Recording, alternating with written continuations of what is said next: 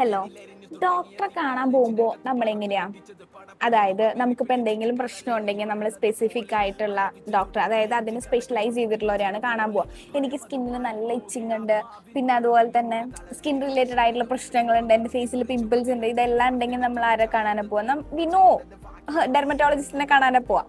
ഇനി ഇനിയിപ്പോൾ അതല്ല, എനിക്ക് ചെവി നല്ല വേദനയുണ്ട് 2 days ആയിട്ട്, നമുക്കറിയാം നമ്മൾ ENT-നെ കൺസൾട്ട് ചെയ്യാനല്ലേ പോവുള്ളൂ, നമ്മൾ ENT-നെ കൺസൾട്ടേഷൻ അല്ലേ നമ്മൾ എടുക്കുള്ളൂ.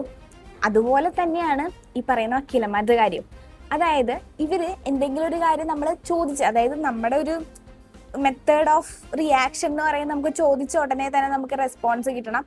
അതർവൈസ് അല്ലെങ്കിൽ നമ്മൾ അവരെ വിലയിരുത്തും, ഓ പഠിക്കാണ്ടാണ്ടോ പാസ്സായിക്കണത്, എന്താണ് അതിന്റെ ആവശ്യകത വരുന്നത്? അതായത് നമുക്ക് ബേസിക്കലി എനിക്ക് പറയാനുള്ള എന്താണെന്ന് വെച്ച് കഴിഞ്ഞാൽ, നമ്മളൊരു സീനിയർ അഡ്വക്കേറ്റിന്റെ അണ്ടറിൽ പ്രാക്ടീസ് ചെയ്യാൻ പോണു. ഇപ്പോൾ മുമ്പത്തെ പോലെയല്ല, ഇഷ്ടം പോലെ പേരുണ്ട് പ്രാക്ടീസ് ചെയ്യാനായിട്ട്.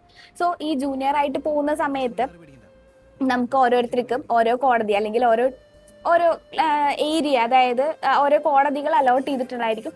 അപ്പോൾ ആ കോടതിയിലെ കാര്യങ്ങളാണ് നമുക്ക് ബേസിക്കലി നോക്കേണ്ട ആവശ്യം വരുന്നത്. ആ കോടതിയിലെ കാര്യങ്ങൾ നോക്കിക്കഴിഞ്ഞാലാണ് നമുക്ക് അടുത്ത കോടതിയിലെ കാര്യങ്ങൾ നമുക്ക് ഓഫീസിൽ വന്ന് നോക്കാനുള്ള സമയം ഉണ്ടാവുള്ളൂ. അതിനുള്ള സമയം നമുക്ക് ഉണ്ടാവില്ല. ആ കാര്യങ്ങളൊക്കെ കഴിയുമ്പോൾ തന്നെ അത്യാവശ്യം നമ്മളൊരാളാണ് ആ ഒരു കോടതി ഡീൽ ചെയ്യാനുള്ളതെന്ന് വെച്ച് കഴിഞ്ഞാൽ നമുക്ക് അത്യാവശ്യം തീരെ ടൈം ഇല്ലാത്തൊരവസ്ഥയായിരിക്കും. അപ്പോൾ അതുകൊണ്ട് തന്നെ നമുക്കിപ്പോൾ ആ കോടതിയിലെ കാര്യങ്ങൾ ചോദിച്ചു കഴിഞ്ഞാൽ നമുക്ക് പറയാനായിട്ട് പറ്റും. ഇപ്പം നമ്മൾ ഏത് ഏരിയയിലോട്ടാണോ ഫോക്കസ്, ഇപ്പം ഞാൻ ഡെയിലി ഫാമിലി കോടതി പോകുന്ന ഒരാളാണെങ്കിൽ എനിക്ക് അവിടുത്തെ പ്രൊസീജിയേഴ്സ് കംപ്ലീറ്റ്ലി എനിക്ക് അറിയുന്നുണ്ടായിരിക്കും.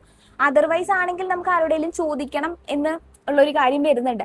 ഒരാളോട് ചോദിച്ചത് കൊണ്ട് തന്നെ നമുക്ക് വേറെ ഇഷ്യൂസ് ഒന്നും വരാൻ പോകുന്നില്ല. നമ്മളിപ്പോൾ അതിൽ അറിവുള്ള ഒരാളുടെ അടുത്ത് ചോദിക്കുന്നു, അതനുസരിച്ച് കാര്യങ്ങൾ നിങ്ങളുടെ കമ്മ്യൂണിക്കേറ്റ് ചെയ്യുന്നു.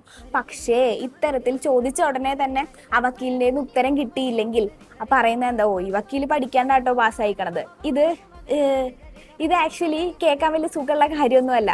അതുകൊണ്ടാണ് ഇതെല്ലാവർക്കും, അതായത് പ്രാക്ടീസ് ചെയ്യണ കുറേ പേർക്കൊക്കെ റിലേറ്റ് ചെയ്യാൻ പറ്റുന്ന കാര്യമാണ്. ഞാനിതൊരു എല്ലാവരും ഒന്ന് അറിഞ്ഞിരിക്കാൻ വേണ്ടി പറഞ്ഞു എന്ന് മാത്രം. അപ്പോൾ എനിവേ, കൂൾ ഗുരു, ശുക്രിയ.